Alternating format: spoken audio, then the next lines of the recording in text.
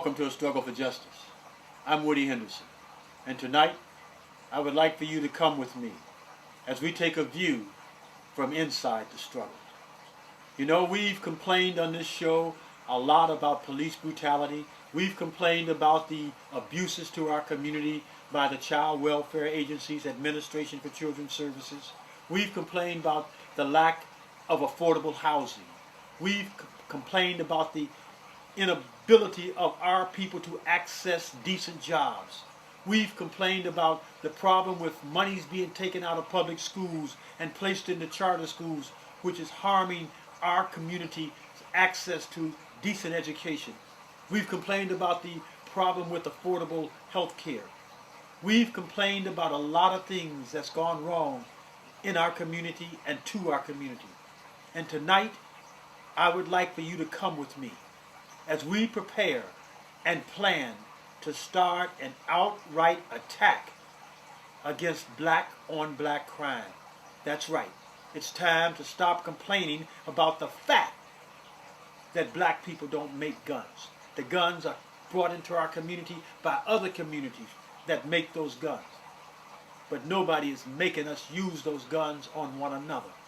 The time to stop the violence is here.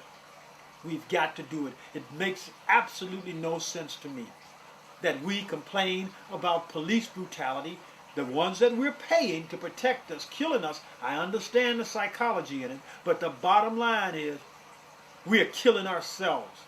Every time I turn on TV, every time I pick up a newspaper, every time I go on the web to surf, I find something or see something happening in Chicago or down in Miami or out in California or right here in New York, in the Bronx, in Brooklyn, in Manhattan, in Queens. I find some black man has shot another black man, 2 or 3, or some child has been killed while trying to do his homework or her homework in her bedroom.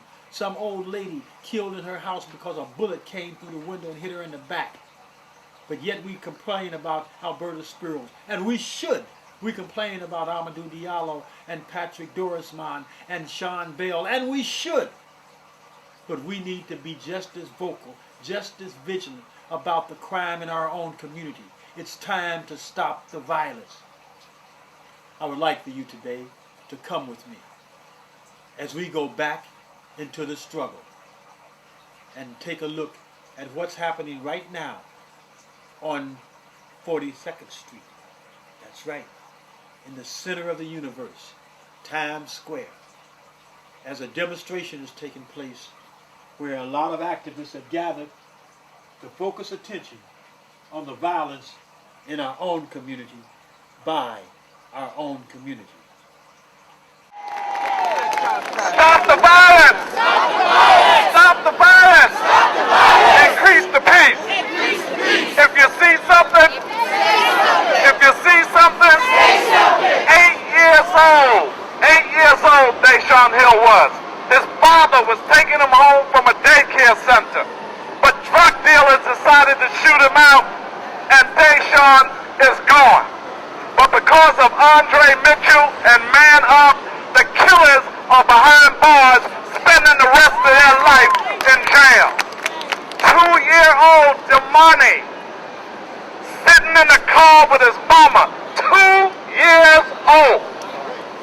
Drug dealers decided to shoot in the car, and we lost a 2-year-old. The blood of the innocent is spilling in this city, and the responsibility is on all of us. Yes, the black men pulled the trigger, but unemployment provided the ammunition. That's right. Yes, black men are pulling the trigger, and they shouldn't, but 50% black men being unemployed, poverty, and an $60 billion city budget, and you're building Yankee Stadium and building the Met Stadium and shutting down youth centers. That is a terroristic economic approach on our neighborhood. I know everybody wanted us to come out here and talk about our responsibility, and we did that, and we're going to continue to do that. No brother should be left off the hook for killing another brother. But you need to see the terrorism of miseducation, the terrorism of homelessness, the terrorism of racism,